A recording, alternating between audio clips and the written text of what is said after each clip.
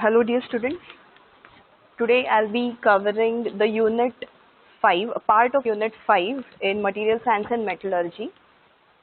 The topics that I will be covering for today's class are polymers. If time permits, I'll continue with ceramics and then the other materials. So in polymers,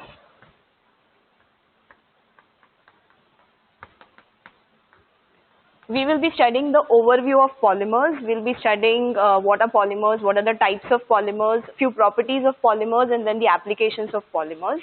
Likewise, in ceramics also, we are going to study what is ceramics, the overview of ceramic, what are the properties, applications. So to start with first, the polymers. We all must have come across the word polymers. And for us, when we talk about polymers, what comes to our mind may be plastics. But yes, when we talk about polymers, polymers are not only plastics, but polymers is more than plastics. So before I continue with what are polymers, let me just brief you all about what are organic materials.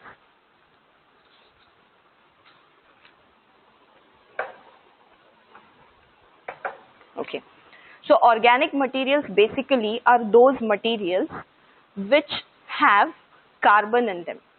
So organic materials are those which are having compounds, which are chemical compounds of carbon along with hydrogen, oxygen and some other non-metallic elements. So as I said, we are talking about the fifth unit, and this is a unit which is on non-metals.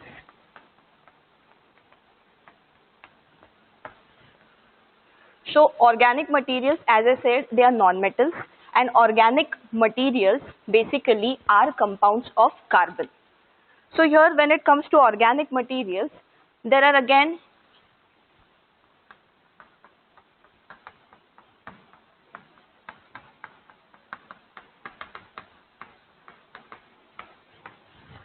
organic materials can again be of two types. Those which have a biological origin and those which do not have a biological origin. So the materials that fall under this category of organic materials which have a biological origin are those which are the remains of human, plant, animals, the waste that we see. So basically when it comes to organic materials which have a biological origin, we can talk about wool as one of the materials. We can talk about petroleum. Then we have animal fiber, coal, and etc. So these materials, and there are many more, which are called as organic materials and have a biological origin. Whereas the materials which are having no biological origin are synthetic rubbers,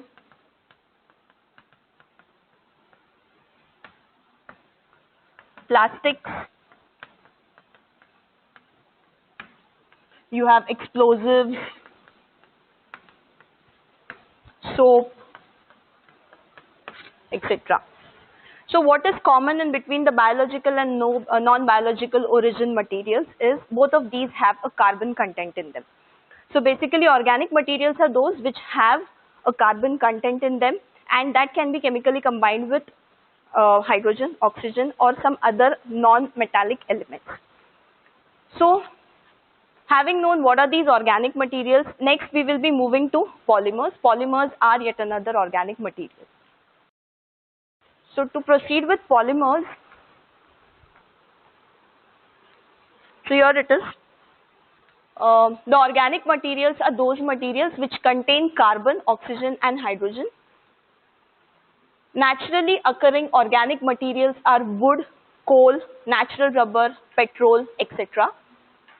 Human body, it is also an example of natural organic material. Synthesized organic materials are plastic, rubber, etc. Polymer is the word that combines plastic, rubber and fiber. So now moving on to what are polymers, and before I move on to what are basically polymers, I will just like to talk about what this word polymer basically means.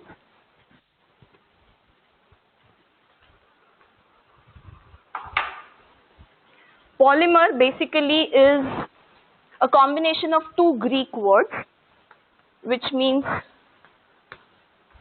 poly. The meaning of poly is many, and meros, the meaning of which is a part, or you can call it as a unit. So basically polymer means number of or more number of identical units, repetitive units. When they are all joined together, when they are all linked together, what we get is a polymer. So polymer basically, it is derived from these, the word polymer is basically derived from these two Greek words, poly and meros, which means many parts. Okay, and these parts may be identical, may not be identical in some cases. Basically, polymers, they are composed of large number of repeating units, and those are called as monomers. So here, polymers are a chain of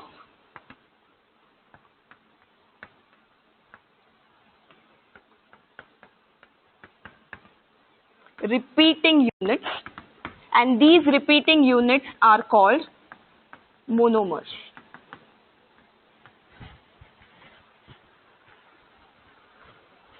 So here you can see in the slide, polymer is the word that combines plastic, rubbers and fibers. As I said in the beginning of the class, whenever the word polymer, we hear about the word polymer, what strikes our mind is plastic. But it is not necessarily only plastic, but it is a combination of plastic, rubber and fibers. So polymer, it is a Greek word which is split two Greek words, which is poly and meros. Poly means many and meros is parts or units. So polymers are organic materials having large number of repeating units called the monomers. Polymers are non-crystalline material. This is a very important thing to be known, that polymers are non-crystalline. Now what do we mean by non-crystalline? When they are non-crystalline, we call them as they are amorphous. We see metals, we have studied about metals in the earlier part of the syllabus, where metals basically are crystalline, they have a crystal structure. When you see the metals under a microscope, you can identify some crystal structure. Based on that crystal structure, you can also find out what type of metal it is. But when it comes to polymers, it is a non-crystalline material. That is, if you take plastic, which is again a polymer, if you take plastic and you try to see it under a microscope, you will not be able to get a microstructure of that particular material. Therefore, it is said to be a non-crystalline material. So some of the examples of polymers are nylon, polystyrene, terylene, polyethylene, etc. Size of polymer is designated by degree of polymerization. So as we are talking about polymers, we will be talking about the different characteristics of a polymer, the different properties, and how the polymers are formed, that is by process of polymerization. So before I move to this degree of polymerization, let me just tell you one of the important characteristics of these polymers. Polymers are basically, as I said, they are compounds of carbon. They basically have an important characteristic. They have these primary bonds and secondary bonds.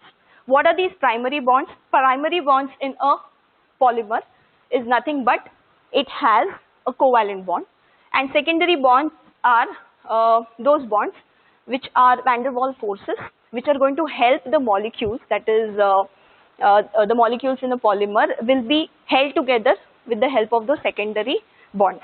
So basically it is the primary and the secondary bonds which are there, which are present, which will help all the monomers, all the molecules to be intact.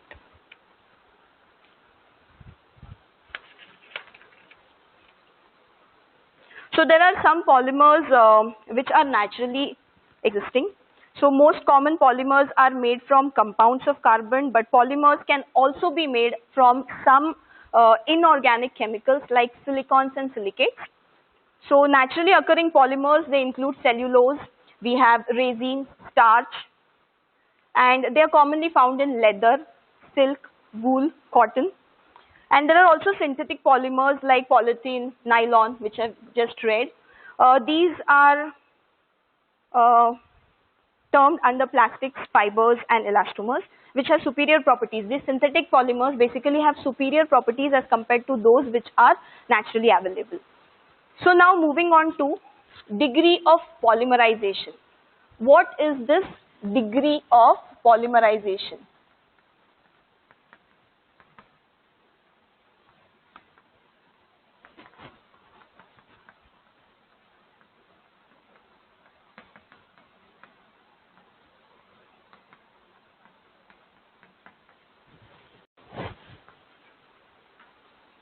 So degree of polymerization is one such characteristic which will help you to determine the size of a polymer. Now what do I mean by size of a polymer? Size of a polymer is nothing but the length of a chain, length of the chain of a polymer.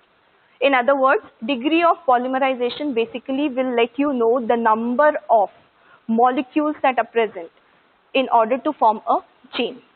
So as we know, polymers, they are nothing but chain of monomers which are connected to each other, which are joined from one end to the other. Polymers are nothing but monomers which are joined in a sequence one after the other. Now again, the way in which they may join may be a linear way, maybe they are joined together in a crossed way, in a networked way. So there are these different structures of polymers which are there. So basically, degree of polymerization, it is an important criteria which will help you to determine the size of the polymer. By size of the polymer, again I am repeating, we mean to say that we can identify or we can find out the number of monomers which are going to be linked together. So size, degree of polymerization is very important here because more the degree of polymerization, the size of polymer will be more. For example, suppose if the degree of polymerization is around 10 to 15 moles per molecule, then the substance is going to be available in the form of liquid oil. As the degree of polymerization from oil starts getting greasier, it becomes more greasy. And as and when the size of or the degree of polymerization increases and reaches to 1000 moles per molecule, that's when that substance starts getting harder, it becomes solid, and that's the true form of a polymer. So I hope this is clear. I'll repeat again. The degree of polymerization, it is a very important parameter which will help you to designate the size of a polymer. By size of a polymer, I mean the number of monomers which are attached in order to form a polymer. So whenever we talk about degree of polymerization, more the degree of polymerization, it will have a better size, a bigger size. Again, I'm repeating the example that I just said. If suppose you have the degree of polymerization is around 10 to 15 moles per molecule, then the substance may be available in the form of a liquid oil, in form of an oil. As and when the degree of polymerization increases, it gets changed from an oil to a more greasier substance. And so when the degree of polymerization increases to around 1000 moles per molecule, that's when you start seeing the substance to become a solid, and that is the true form of a polymer. Okay, so basically this degree of polymerization is going to help you designate the size of a polymer. Also, we have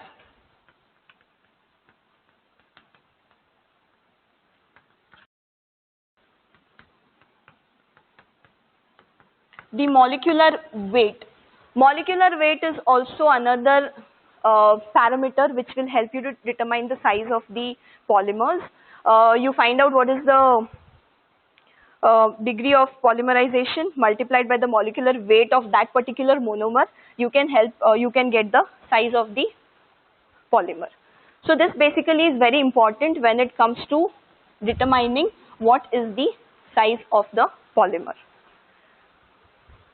So here you can see size of the polymer is designated by degree of polymerization. As the degree of polymerization increases, the substance becomes more greasy, then it becomes a solid. Another way is molecular weight. As the molecular weight is increased, the polymer is said to be a bigger polymer.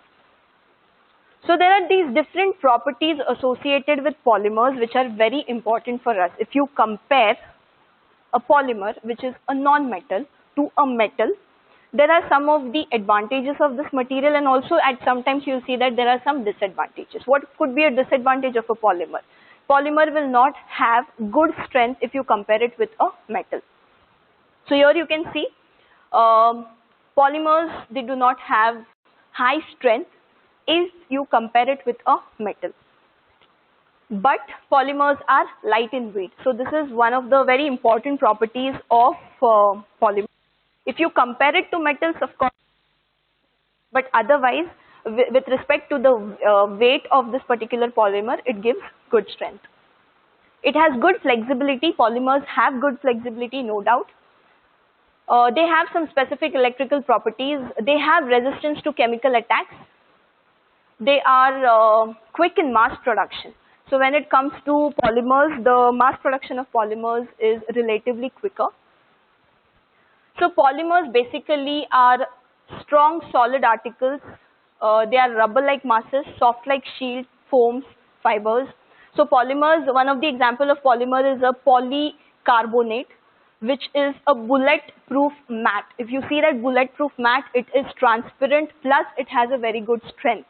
So you with the evolution of all these materials, with so much of modern technology and so much of advanced materials, we have managed to bring in so many changes, so many inventions and discoveries have happened that we have these polymers which will help us get this bulletproof mats which are transparent, have good strength and are lifesavers.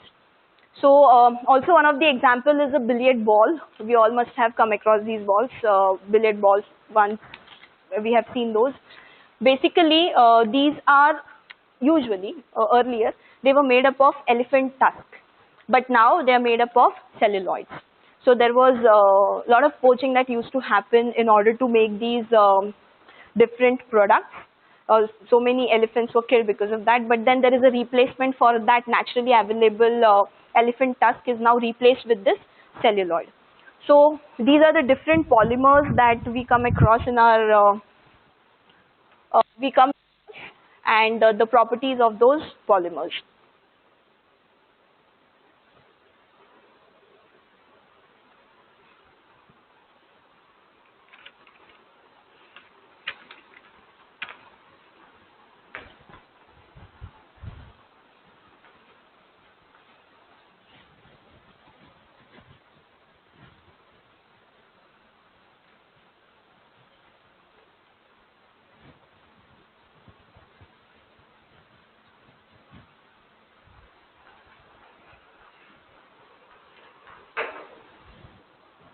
Okay, before moving on to classification of polymers that you see on the slide, there are these classifications done based on different criteria, based on different platforms. But before that, I would like to discuss about what is polymerization.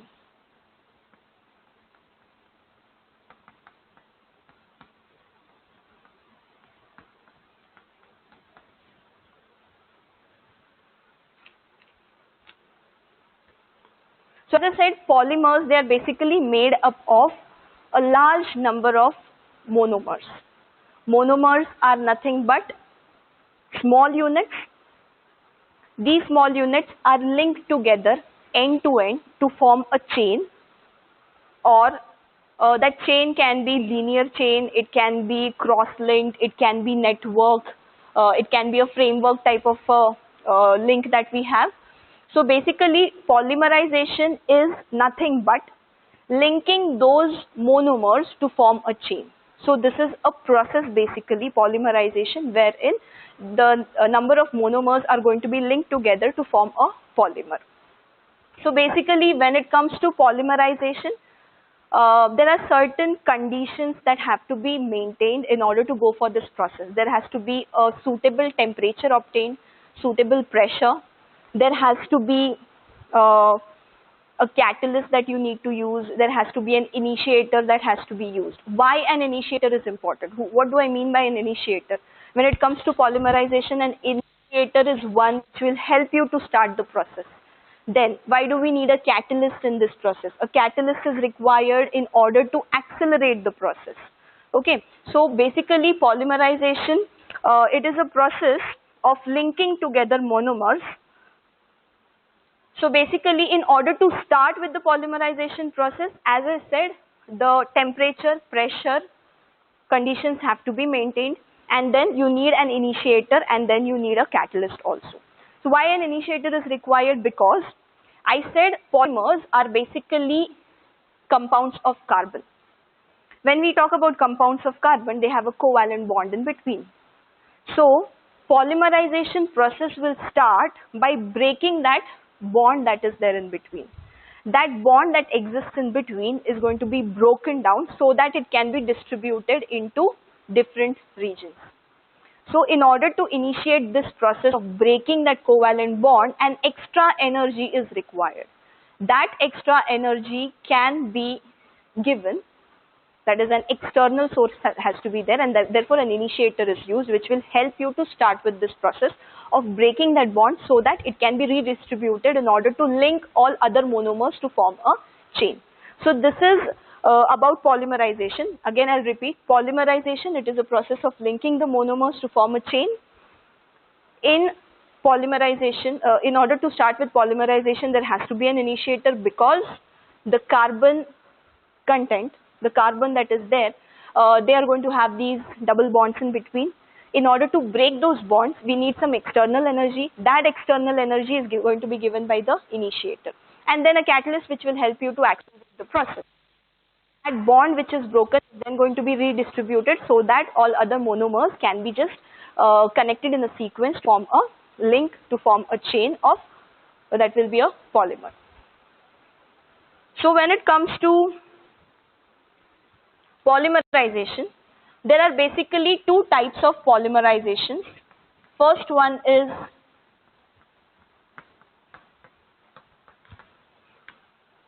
addition polymerization, and the second one is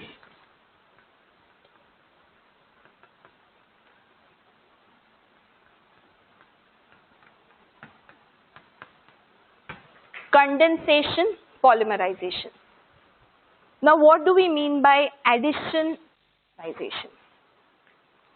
As I said, polymerization is linking the monomer chain. That chain is nothing but chain of molecules, which is nothing but a polymer. So addition polymerization process is one in which identical monomers are going to be linked to each other from end to end. So there is one monomer. To that, there is additional monomer. To that dimer, there is another monomer added. To that trimer, there is added. Like this, the chain goes on till it gets terminated to form a polymer.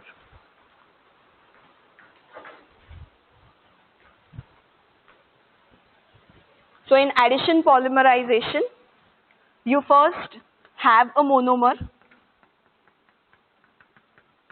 To this monomer, you add, there is another monomer that gets added.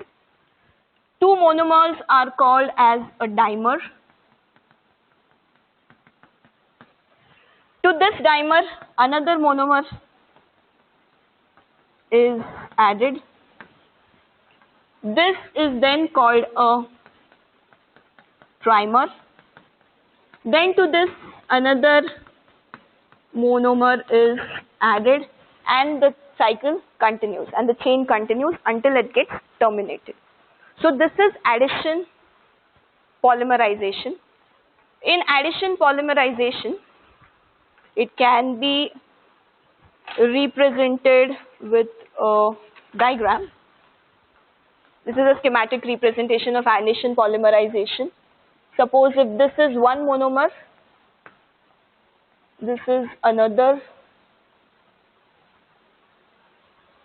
this is a monomer, this is another monomer,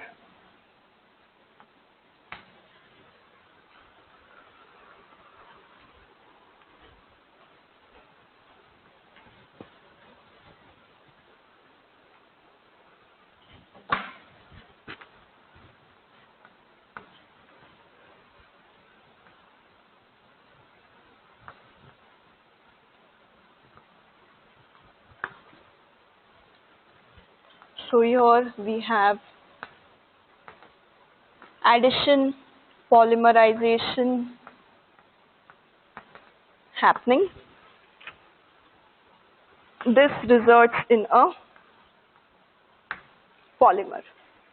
So this is the representation of an addition polymerization where you have two monomers. When added, their bond is broken such that it can get linked to other monomers which will come in.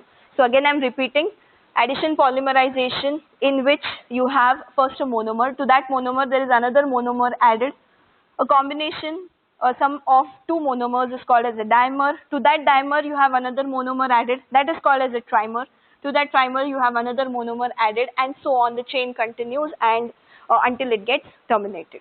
So finally it's going to give you a polymer. So this is about addition polymerization. One of the examples for addition polymerization is polythene. Polythene is one material which is obtained by addition polymerization. In polythene you have ethyl monomers which are going to be connected.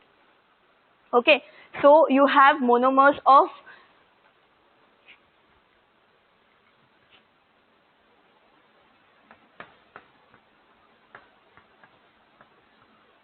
polythene which are joined by the monomers of ethyl monomers. So these have carbon bond, broken, and then it will be so that more ethylene molecules can be connected to each other in order to get this polymerized polythene. So this is about addition polymerization. Moving on to the second type of polymerization, that is condensation polymerization.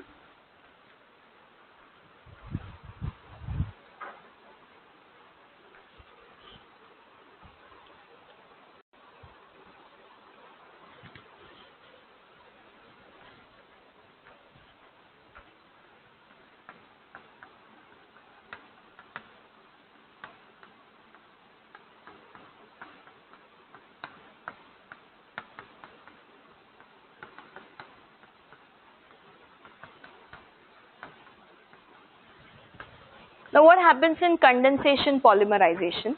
In condensation polymerization, basically, like in addition polymerization, wherein you have just these monomers which will be linked together in a polymer, in condensation polymerization, along with those monomers, there are these additional superfluous group of atoms.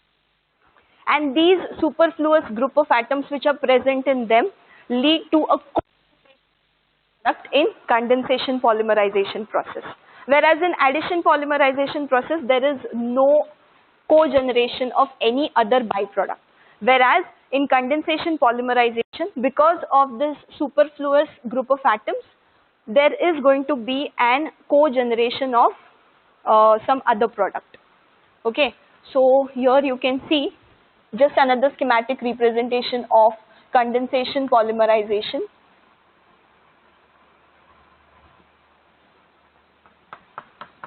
So these monomers that are initially seen, they are not available as the actual monomers which will be joined in order to get the final polymer, but they have these additional superfluous group of atoms attached to them.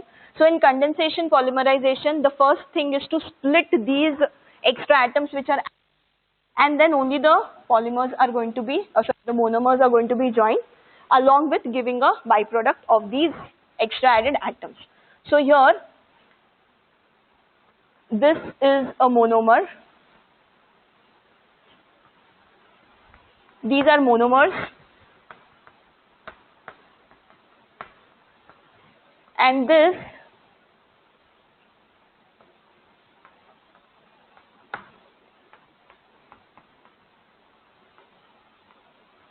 is a superfluous atom.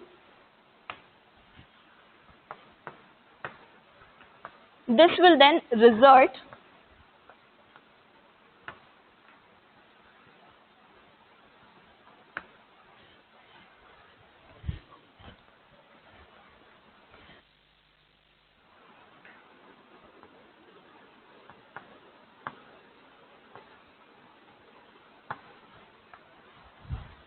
plus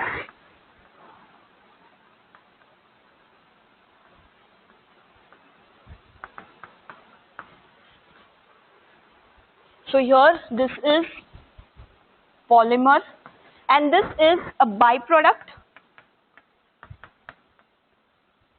which is usually vapor. Here this is condensation polymerization.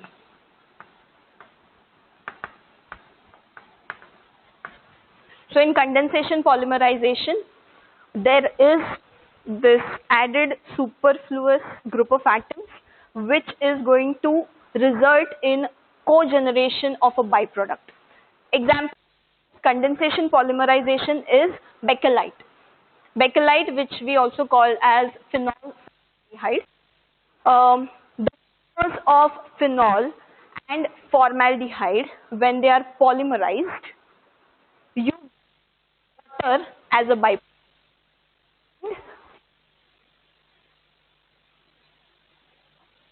Which is nothing but a bakelite. Again, I am repeating, in condensation polymerization, one of the examples for this process is bakelite. Bakelite, which is phenol formaldehyde. Monomers of phenol and formaldehyde, both of them are polymerized by this condensation process. Formaldehyde, that is, and water as a byproduct. So here, what leads to water is this superfluous group of atoms which are present, which are actually non-polarizable atoms which are present in that monomer. That is removed out, and only the monomers are taken in order to form the chain of monomers which will result in polymers. So these are the two types of polymerization processes, addition and condensation polymerization. An example for addition polymerization is polythene, and for it is bakelite.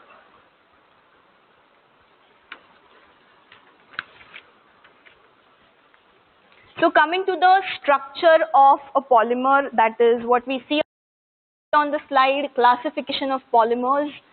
Classification of polymers is done based on their structure.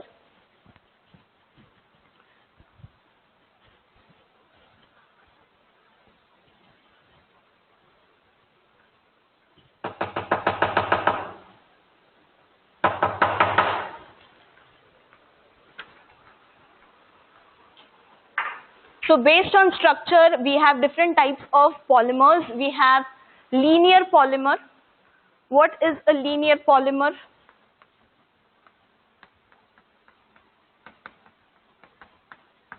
In linear polymer, you will see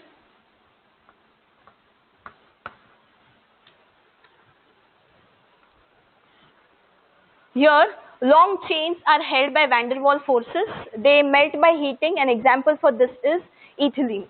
So linear polymers, you will see chain of molecules which are basically separate from each other, yet they are connected with the help of these van der Waals forces. Van der Waals forces are those which are keeping them together, but they are independent of each other. They are still connected. So this is the linear polymers. Next, we have branched chain.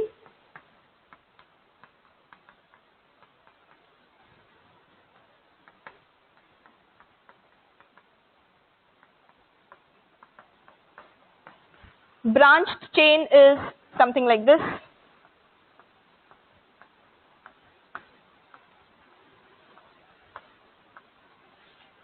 Basically, theoretically, it is believed that these polymers will continue to form a linear chain, provided they have these monomers which are there at ends. If there are no monomers at the ends, then it starts anchoring itself to different sides, and it starts getting into branch chain, or it will into cross-linked polymer. So theoretically, it is believed that they can form a very long chain of molecules, but there has to be monomers available at the ends so that they can get connected and form a long chain. If those monomers are missing at the ends, then they start branching out, form the different structures that we are seeing here. One is branched, the other one is a cross-linked chain.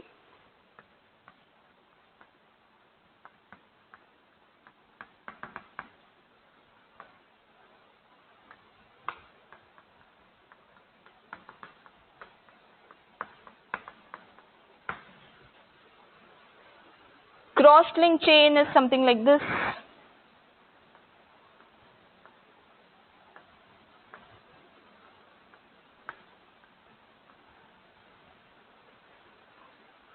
Of these three, cross-linked chain is believed to have more strength. Okay, so when it comes to polymers, as I said, the strength of the polymer as compared to metals is to be less as compared to the metals, but there are some of the methods by which you can increase the strength of these polymers. One of the method is by cross-linking, that is one process. Another one is by crystallization. You can increase the strength of these polymers. So these are the different methods. In case you want to increase the strength of the polymers, we can go for some of these methods which are available. Other than these, we have the different structures like network.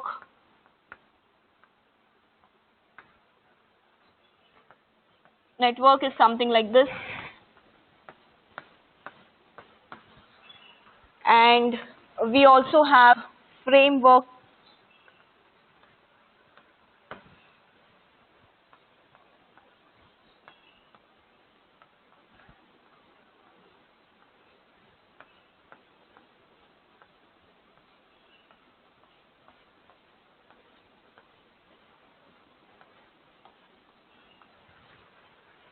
So these are the different structures of polymers. Mainly, we have these three: linear, branched, and cross-linked. And also we have network and framework type of structures in polymers. So here you can see linear polymer structures. They are long chains held by van der Waals forces. They melt by heating. Example of it is ethylene. Then we have branched chain. These have chains with branches. Cross-linked chains, they are done deliberately to increase the strength and to reduce the plasticity of these polymers. Sulfur is added, which is called as vulcanization. So how this is done, cross-linking, in order to increase the linking is one of the process by which you can increase the strength of the polymers, and that can be done by adding some amount of sulfur to it, which is called as a vulcanization. You must have in the manufacturing of rubber. Okay, so in the manufacturing of rubber, we have come across this word vulcanization. That's how the sulfur is added in order to make those long chains into cross-linked chains. So these are the different structures of polymers. Moving on now, polymers, as I said, are basically a combination of plastics, elastomers, and fibers.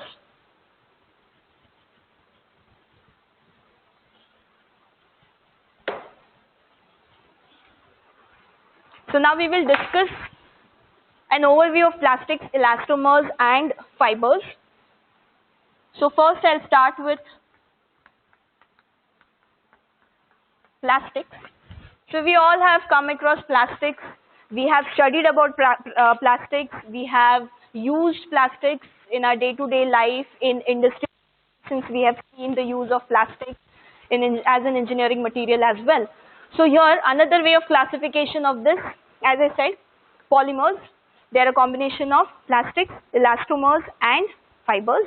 So we are first studying about, we are just getting an overview of plastics. So we know the general understanding about plastics is here. We have two types of plastics, thermosetting plastics and thermoplastics. So what is this thermosetting plastics? Thermosetting plastics is one which sets with temperature, softens on heating. It cannot be reworked. It is hard, strong, brittle, and it degrades when heat is supplied. So we know this about thermosetting plastics. Thermosetting plastics are those which, when heat,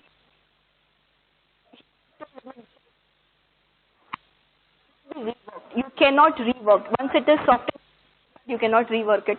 It is going to be a waste. You cannot recycle that plastic. So example for this plastic is a bakelite. And these plastics, the thermosetting plastics, they have cross-linked chains. Next, thermoplastics. In thermoplastics, they are repeatedly softened and rehardened on heating and cooling. They are recyclable. They are straight-linked chains. An example is PVC, nylon, polystyrene, etc. So, thermoplastics, you heat them and change their shape, any other shape. Again, them to cool down, they get solidified, so you can reuse them. Whereas in thermosetting plastics, once you heat it, you cannot bring it to any other shape because it starts degrading. What is basically happening in thermoplastics and thermosetting plastics? We will try to understand. Basically, when it comes to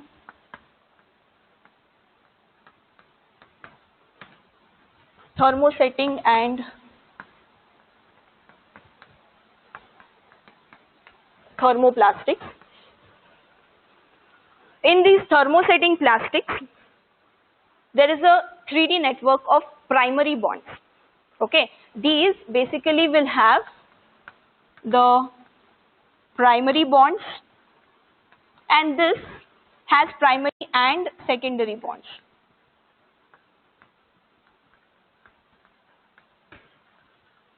So what happens to thermosetting plastics? Because there is a primary bond, initially, that bond, when the thermosetting plastic is heated, that bond is going to retain its strength. Okay, but when there is prolonged heating that happens, that bond is getting burnt. Okay, it starts getting burnt, and that's the reason why it starts getting degraded. Therefore, it's written here it's there, it's mentioned that thermosetting plastics will degrade when heat is supplied. Until a certain limit, they take the heat, the bond is going to retain its strength. But once the heat is prolonged, when more heat is, what happens to it is getting roasted, and it starts degrading. And that's why you see the failure of this thermosetting plastic, and you cannot reuse. But what happens in thermoplastics? In thermoplastics, there are these primary and secondary bonds. So whenever heat is supplied, these secondary bonds, they break off.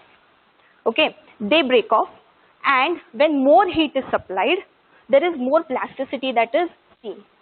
And when you start removing heat, when it starts cooling and gets solidified, the secondary bond which was broken, it starts getting reorganized, or it starts getting relocated. So it was broken.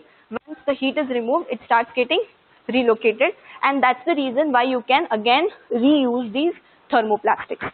So basically, thermosetting plastics, they are hard, they are strong, but there is a limitation with respect to temperature application. You cannot use it at a very high temperature.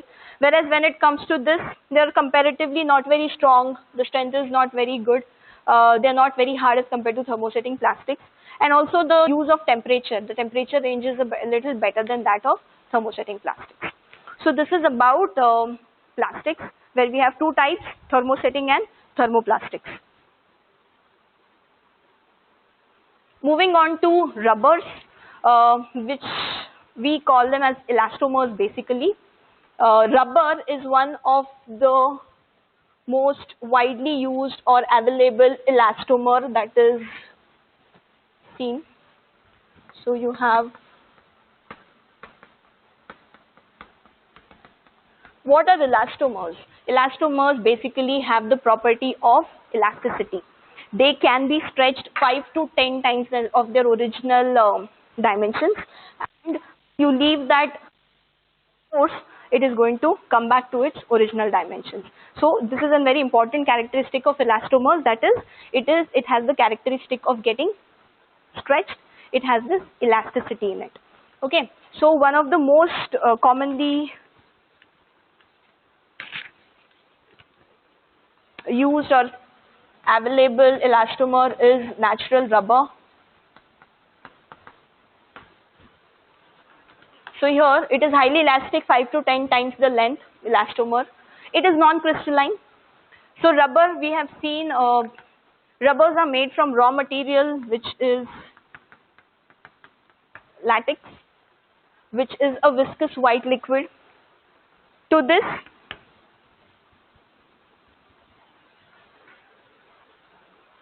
is then processed in order to get the rubber, which can be used for some end applications. So in the 15th century, Christopher Columbus, he visited South America, where he saw some kids playing with elastic material which was in the shape of a ball. So that's where he actually came across this rubber, and there they called the tree as the weeping wood. So we know rubber, it is made from liquid which comes out. That tree in South America at those days, it was called as a weeping wood tree, from which they used to take that viscous liquid, and by adding sulfur to it, we get the rubber ready. So this business, actually rubber manufacturing, it is a multi-billion-dollar business that we see. And then there was this Mr. Joseph Priestley, who invented the erasers that we use. Okay, so addition of sulfur to the raw material leads to vulcanization, and you get the, that process is called as vulcanization, and you get the rubber that we are using. So rubber, basically it is a soft material, it is elastic, modulus of elasticity is very low, it has a very high strain, the strain is reversible, it is non-crystalline material. So as it is, polymers in total are a non-crystalline materials. We are talking about non-metals. Metals have a crystalline structure, non-metals, they are not having a crystalline structure, they are amorphous in nature. So natural rubber, we have natural rubber, synthetic rubber, silicone rubber, tires, we have n number of applications of rubber where we are using these rubbers for some or the other other application. So here you get the tree that is shown at the first figure, from which you have this latex which has been taken out, and then sulfur is added, vulcanized rubber is ready, and that then is used for end application. So coming to the last part of polymers, that is fibers and filaments. Fibers, they are long filament-like materials. Length is 100 times its diameter. Example of fibers are nylon, terryl, cotton, wool, silk, etc. So basically, when it comes to fibers, there are three ways, there are three methods by which the fibers can be manufactured.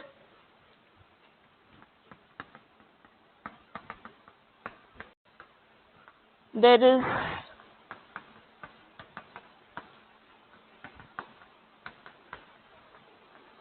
melt extrusion is one. Next is wet spinning, and then we have dry spinning. So these are the three different processes by which fibers can be made. In melt extrusion, basically the polymer, it will be melted and it is made to pass through a spin rest, orifice like a structure, from where you have these fibers coming out, and then they're allowed to cool, they get solidified. When it comes to wet spinning, in wet spinning,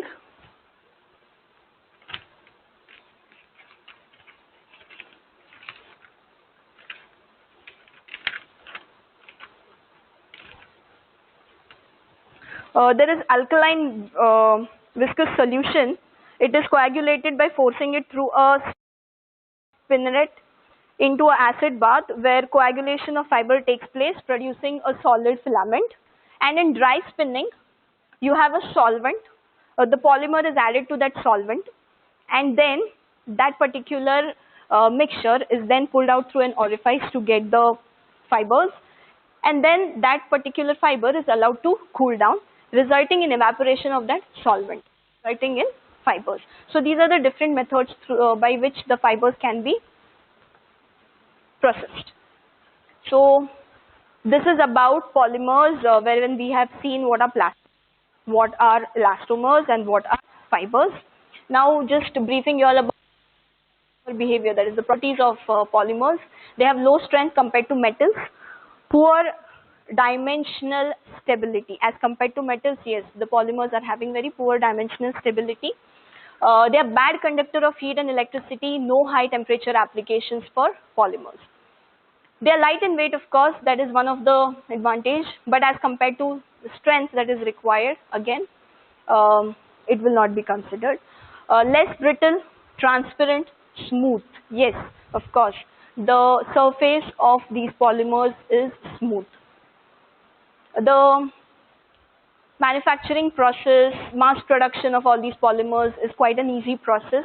One of the example of these polymers is Teflon. We see this Teflon coated use at home, which can withstand a very high temperature also. So there are a lot of developments, there's a lot of evolution that is happening with respect to these materials, and there are many new end applications of these materials that are happening.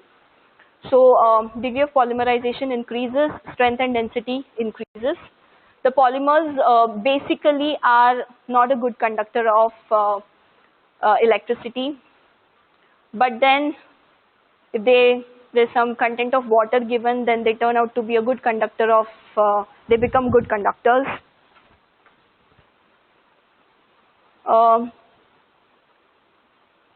Stress strain curve, if you see the stress strain curve for the metal and rubber, okay, there is one thing, the loading curve and the unloading curve, if you see in a metal, it will follow a same path. For example, if this is the curve of loading within the elastic limits, if this is the loading curve for a metal, the same will be the unloading curve for a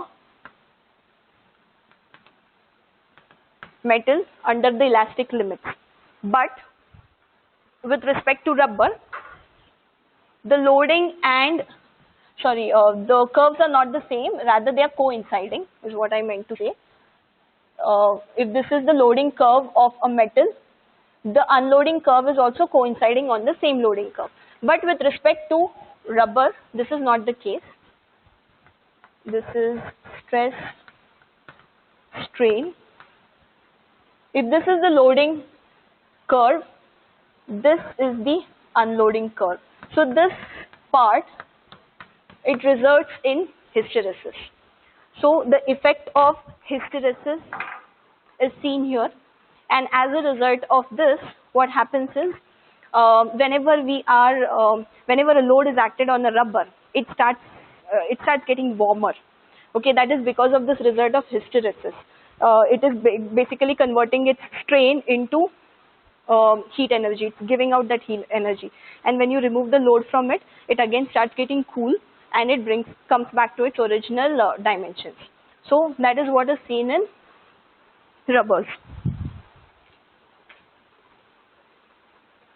Applications, it is used in industries as consumer goods, in sports, some equipment, sportwears, you can see they have these content of rubber in it, content of polymers. You have medical applications, rocket and spaceships. Yes, very important application of polymers is in the area of rockets and spaceship because of their weight, because of the surface finish. So common uses of polymeric material, you can see them in packaging, bottles, paints, automotive parts, houseware, Tupperware, for example. You see them in fabric, rubber, pipes, plastic bags, electric components, contact lenses, adhesives, medical supplies like bone cement, blood bags, etc. So this is it about polymers. In the next class, I will be discussing about ceramics and other materials. So I'll